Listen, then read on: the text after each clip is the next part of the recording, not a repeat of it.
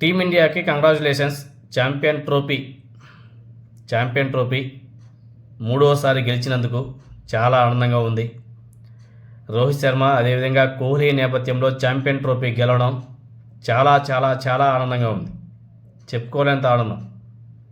అదేవిధంగా రోహిత్ శర్మ గారి మీద, అదేవిధంగా కోహ్లీ మీద, మహమ్మద్ సమీ మీద ఏ విధంగా అయితే ట్రోల్ చేశారో మనం చూసాం. వాటన్నిటిని కూడా దాటుకొని ఇవాళ టీమిండియా విశ్వ విజేతగా నిలిచిందంటే దానికి కారణం టీమిండియా కృషి. అందరూ కూడా ప్రతి ఒక్క మ్యాచ్లో ఎవరో ఒకరు నిలబడి ఆడి గెలుస్తూ వచ్చారు. ఆడినటువంటి ప్రతి మ్యాచ్లో కూడా ఇండియా ఒక మ్యాచ్కు ఓడిపోలే, ప్రతి ఒక్క మ్యాచ్ కూడా గెలుస్తూ వస్తుంది.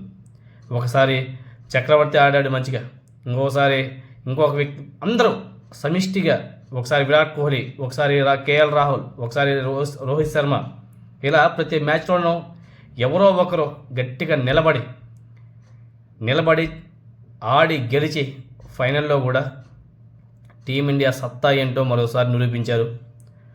140 కోట్ల భారత అభిమానులందరినీ కూడా టీమిండియా నిన్న కాలర్ ఎగరేసేలా ఆడింది. చాలా చాలా గొప్ప విషయం అసలు. ఎందుకంటే ఛాంపియన్ ట్రోఫీని 3 సార్లు గెలిచాం. అదేవిధంగా రోహిత్ శర్మ సారథ్యంలో పోయిన సంవత్సరం వరల్డ్ కప్ గెలిచాం, ఇప్పుడు ఛాంపియన్ ట్రోఫీ గెలిచాం. అదృష్టం ఉంటే రోహిత్ శర్మ ఇంకొక 2 ఇయర్స్ ఇలానే కంటిన్యూ చేస్తూ 2027లో వచ్చే వరల్డ్ కప్ గెలవాలని చెప్పేసి మనస్ఫూర్తిగా కోరుకుంటూ, వాళ్ళు ఫామ్ని ఇలానే కొనసాగిస్తూ ప్రతి మ్యాచ్లో కూడా ఇలానే ఆడి ఇలానే గెలవాలని చెప్పేసి మనస్ఫూర్తిగా కోరుకుందాం. ఎనీహౌ ఇండియన్ టీంకి మరోసారి కంగ్రాచులేషన్స్.